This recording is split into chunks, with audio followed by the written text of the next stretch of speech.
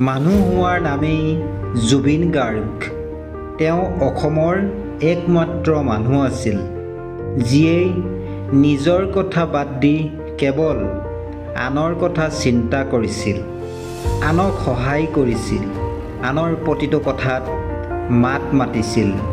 একোটা নাম, একোটা কাহিনী। কিছুমান মানুহ কেৱল শিল্পী নহয়, তেওঁলোক এটা জাতিৰ আত্মা হৈ পৰে।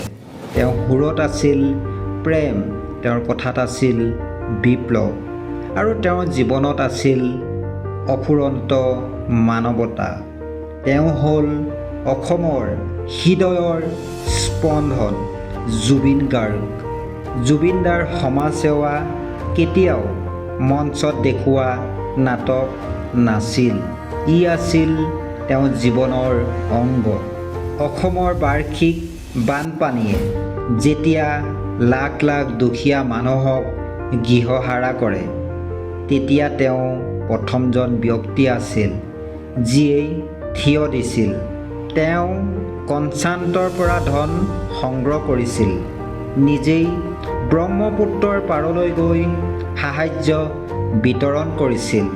বানপীড়িত অঞ্চলসমূহক ৰাষ্ট্ৰীয় সমস্যা হিচাপে ঘোষণা কৰাৰ বাবে তেওঁ অহৰহ মাত মাতিছিল। ক'ভিড-19ৰ সংঘাতময় সময়ত যেতিয়া সকলোৱে নিজকে সুৰক্ষিত কৰিছিল, তেতিয়া জুবিনদাই এক অভূতপূৰ্ব সিদ্ধান্ত লৈছিল। তেওঁ নিজৰ ব্যক্তিগত ঘৰখনকে এটা সম্পূৰ্ণ ক'ভিড কেয়াৰ চেণ্টাৰ হিচাপে দান কৰিছিল। নিজৰ ব্যক্তিগত নিৰাপত্তা আওকাণ কৰি দুখীয়া আৰু অসহায় ৰোগীসকলক আশ্ৰয় দি তেওঁ মানৱতাক পুনৰ সংজ্ঞায়িত কৰিছিল। জুবিন গাৰ্গৰ দানশীলতাৰ আটাইতকৈ মহৎ দিশটো আছিল তেওঁৰ ব্যক্তিগত আৰু নীৰৱ সহায়। শ শ দুখীয়া মানুহে তেওঁৰ ঘৰৰ দুৱাৰত টুকুৰিয়াইছিল, আৰু কোনোদিনেই তেওঁ দুৱাৰৰ পৰা খালী হাতে ঘূৰি যোৱা নাছিল। চিকিৎসাৰ বাবে সহায়, বহুত দৰিদ্ৰ লোকৰ গুৰুত্বপূৰ্ণ চিকিৎসা, অস্ত্ৰোপচাৰ আৰু ঔষধৰ খৰচ তেওঁ বহন কৰিছিল। এজন ৰিক্সাৱালাৰ পৰা আদি কৰি এগৰাকী বৃদ্ধালৈকে যাৰে চিকিৎসাৰ বাবে টকাৰ অভাৱ হৈছিল, জুবিনদা তেওঁলোকৰ বাবে আশাৰ ৰেঙনি আছিল। শিক্ষা আৰু সংস্থাপন, আৰ্থিকভাৱে দুৰ্বল মেধাৱী ছাত্ৰ-ছাত্ৰীৰ পঢ়াৰ খৰচ তেওঁ বহন কৰিছিল। তেওঁ কলেজৰ 10 গৰাকী ছাত্ৰ-ছাত্ৰীক শিক্ষাৰ বাবে তুলি লোৱাৰ দৰে মহান পদক্ষেপো গ্ৰহণ কৰিছিল।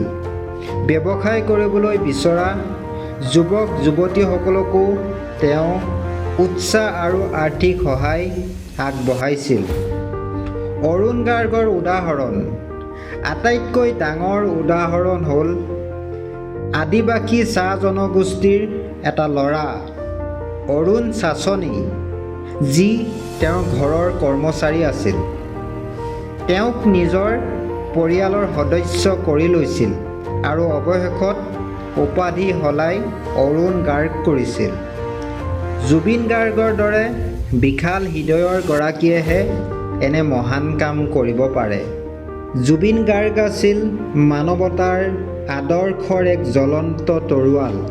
তেওঁ নিজৰ উপাৰ্জনৰ সিংহভাগ ধন দুখীয়াৰ কল্যাণৰ বাবে খৰচ কৰিছিল। তেওঁ কেৱল সংগীতৰ দ্বাৰাই নহয়, তেওঁৰ সাহস আৰু হৃদয়ৰ উদাৰতাৰ দ্বাৰা অসমীয়া সমাজৰ অভিভাৱক হৈ ৰৈছিল। বাটৰ ভিক্ষাৰী, ফুটপাথৰ দোকানী, অন্ধ বা বিকলাংগ, সকলোৰে বাবে তেওঁ আছিল ভগৱানৰ দৰে। জুবিন গাৰ্গে কৈ গৈছিল, মোৰ কোনো জাতি নাই, মোৰ কোনো ধৰ্ম নাই, মোৰ মানৱতা আছে, মই মানুহক সহায় কৰিব বিচাৰোঁ। তেওঁৰ সুৰ চিৰদিন আমাৰ মাজত থাকিব।